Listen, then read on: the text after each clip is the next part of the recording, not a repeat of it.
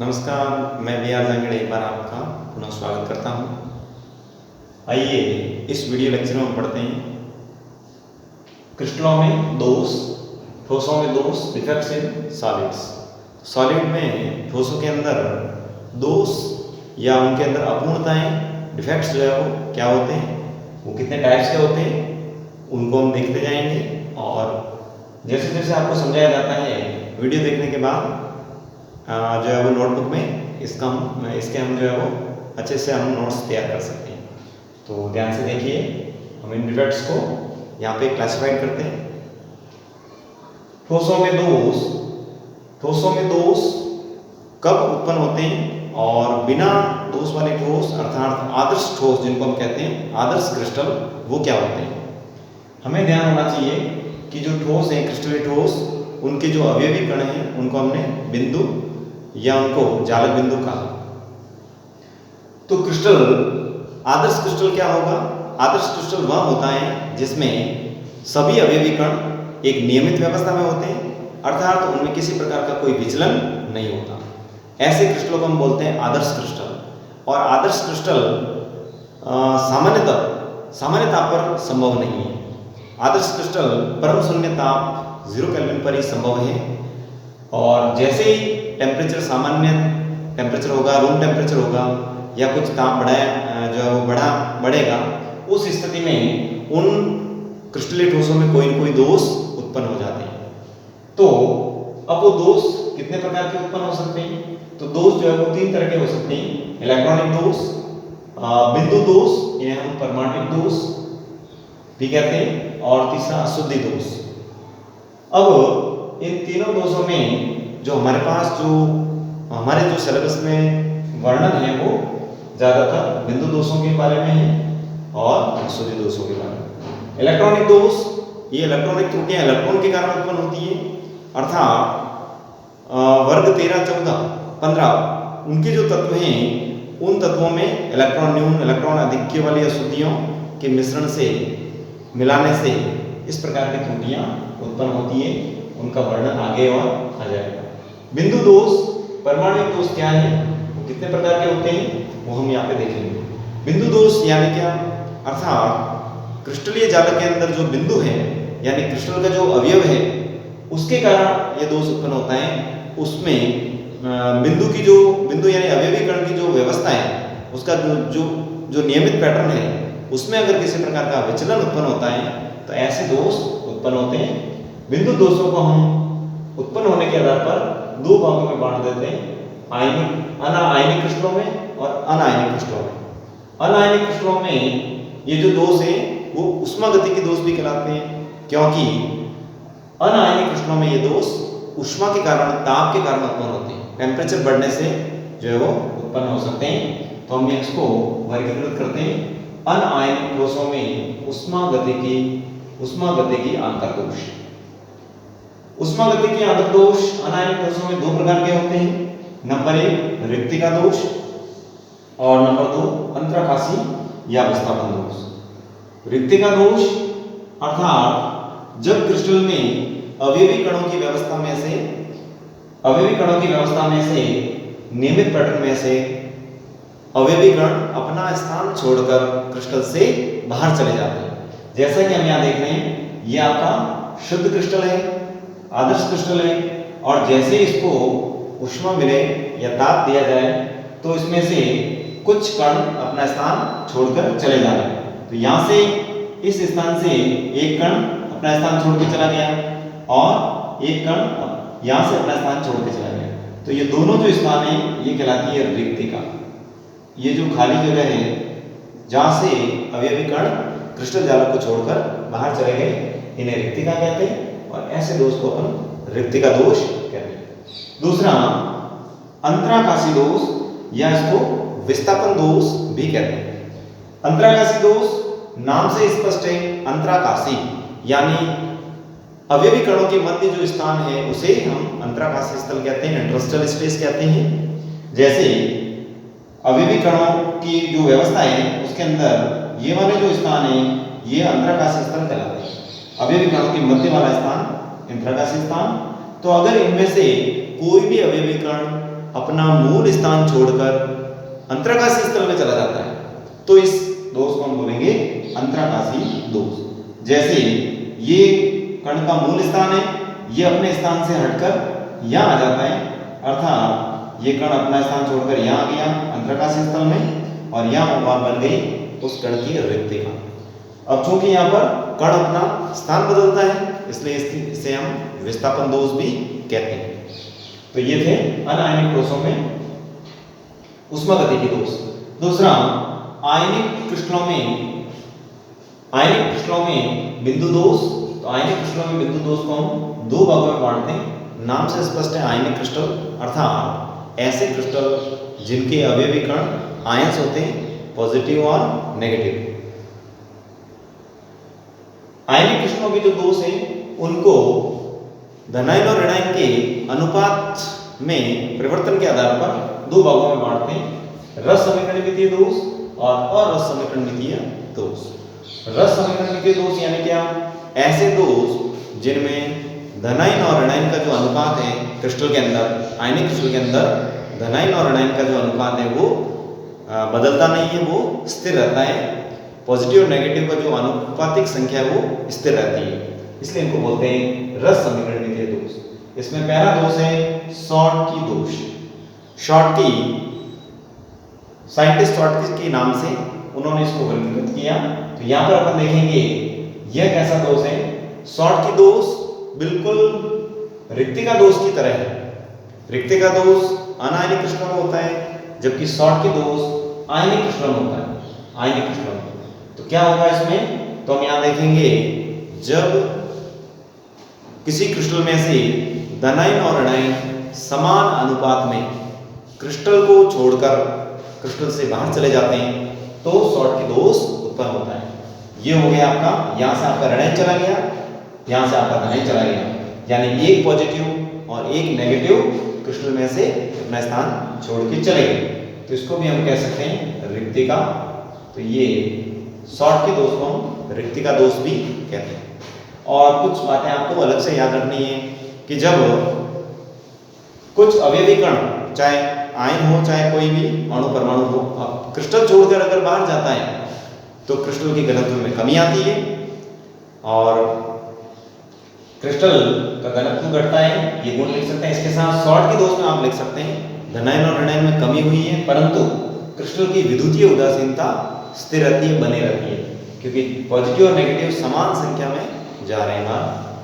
तो ये हो गया शॉर्टकी दोष। शॉर्टकी दोष ऐसे क्रिस्टलों में होता है जिनमें धनायन और ऋणायन दोनों का आकार लगभग समान हो और ऐसे क्रिस्टलों के लिए पॉजिटिव नेगेटिव की जो समन्वय संख्या है वो भी उच्च होनी चाहिए।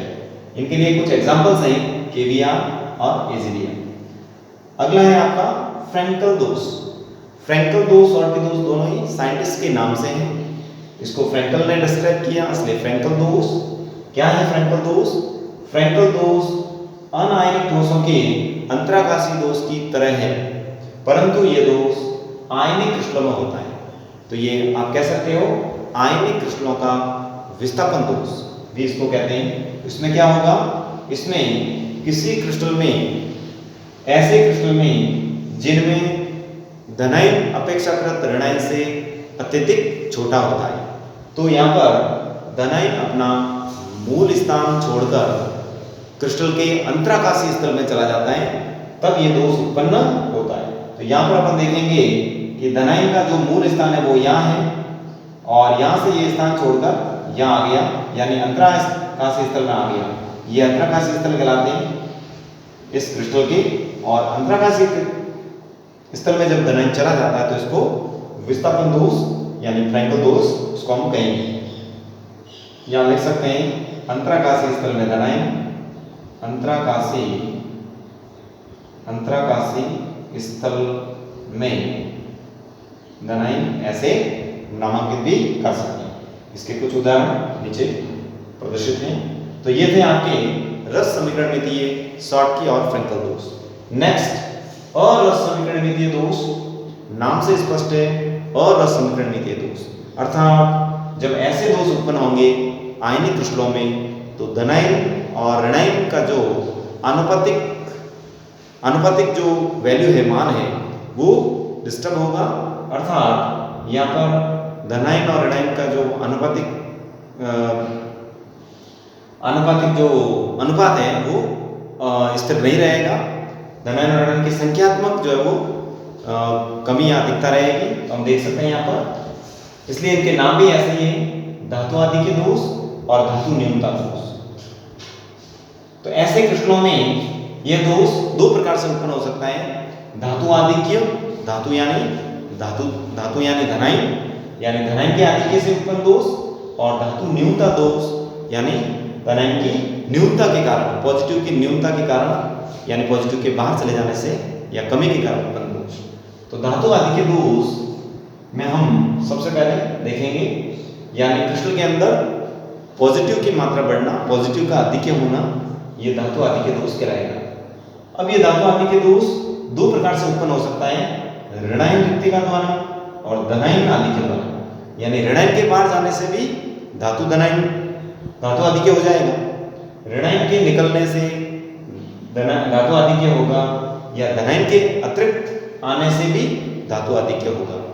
तो यहाँ पर पहले हम देखेंगे ऋणायन रिक्तिका द्वारा।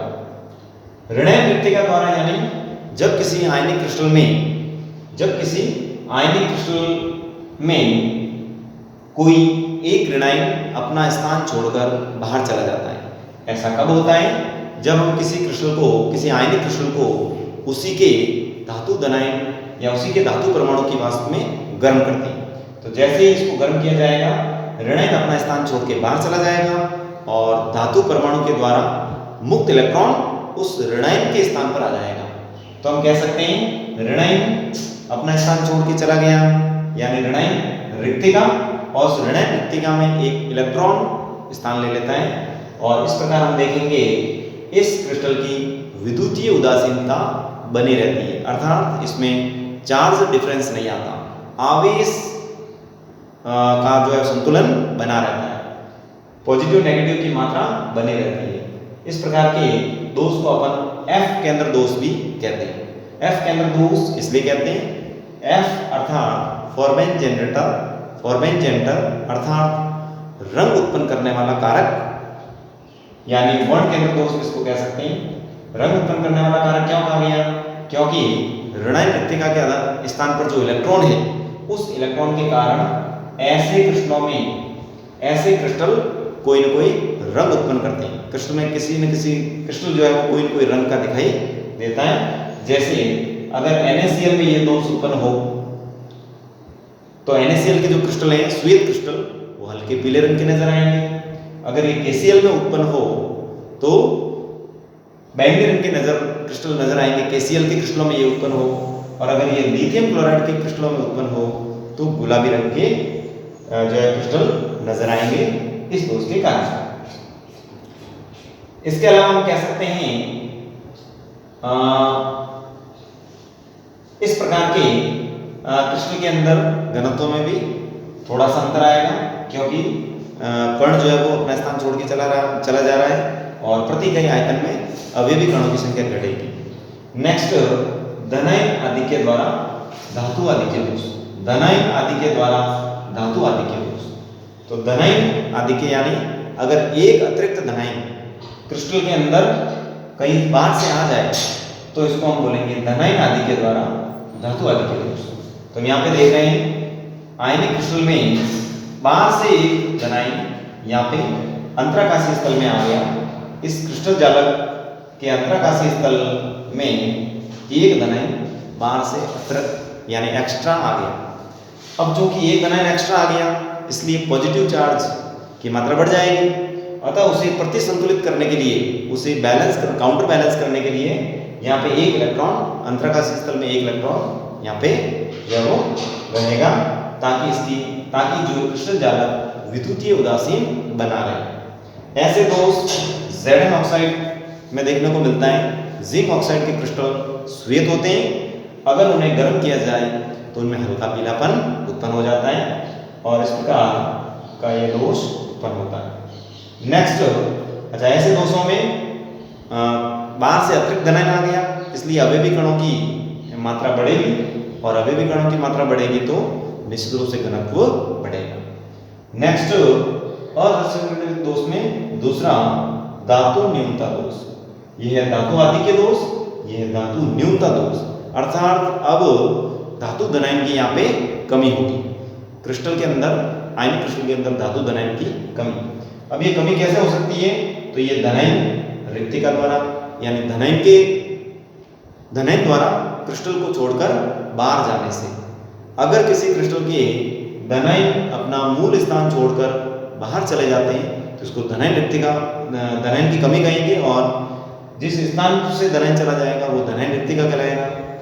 इस प्रकार इसको भी लिख सकते हैं धनायन रिक्तिका, धनायन रिक्तिका। और ऐसे दोषों के कारण जो है वो क्रिस्टल में अवयवी कणों की संख्या घटेगी, मात्रा घटेगी, इनका घनत्व घटेगा। और हम देख रहे हैं साथ में जैसे ही यहाँ से एक धातु धनायन बाहर जाएगा तुरंत इसके ठीक पास वाला धातु धनायन अपनी ऑक्सीकरण अवस्था बदल देगा। तो हम देख रहे हैं यहाँ पे बाकी जगह +1 ऑक्सीकरण अवस्था में है धनायन, परंतु यहाँ का जो धनायन है ये +2 ऑक्सीकरण अवस्था में। अर्थात इसी क्रिस्टल के अंदर कोई एक धनायन अपनी ऑक्सीकरण अवस्था बदलकर क्रिस्टल की विद्युतीय उदासीनता को बनाए रखता है। तो इस प्रकार से ये आपका हो गया धातु न्यूनता दोष धनायन रिक्तिका द्वारा। जहां से धनायन बाहर चला गया वो धनायन रिक्तिका कहलाएगी। ऐसे दोष उत्पन्न होते हैं फेरस ऑक्साइड और फेरस सल्फाइड के क्रिस्टलों में। आप जब नोट्स पढ़ेंगे तो देखेंगे फेरस सल्फाइड के अंदर जो ये दोष उत्पन्न होता है तो उस स्थिति में फेरस सल्फाइड की जो सतह है वो सोने की भांति चमकने लगती है। इसलिए फेरस सल्फाइड के क्रिस्टल सोने की तरह नजर आते हैं। इसलिए फेरस सल्फाइड के दोषयुक्त फेरस सल्फाइड के क्रिस्टलों को जो है वो मूर्खों का सोना भी कहा जाता है। तो ये बात ध्यान रखेंगे, ये परीक्षा में सवाल भी आता है कि मूर्खों का सोना किसे कहते हैं और क्यों कहते हैं। तो फेरस सल्फाइड के क्रिस्टलों को इस दोष के कारण मूर्खों का सोना कहा जाता है। उसमें धनायन रिक्तिका द्वारा धातु न्यूनता दोष उत्पन्न होता है। नेक्स्ट अंतिम दोष हमारा अशुद्धि दोष। नाम से स्पष्ट है अशुद्धि, अर्थात जब किसी क्रिस्टल के अंदर कोई अन्य अशुद्धि मिलाई जाए तो ये दोष उत्पन्न होगा।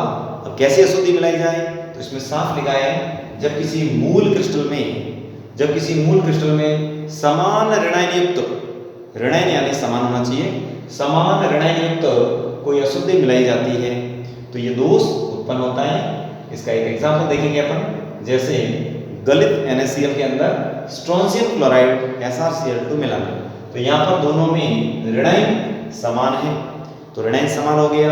अगर गले हुए NaCl में हम ये मिलाएंगे तो इसमें अशुद्धि आ जाएगी और तब NaCl के क्रिस्टल अशुद्ध क्रिस्टल कहलाएंगे।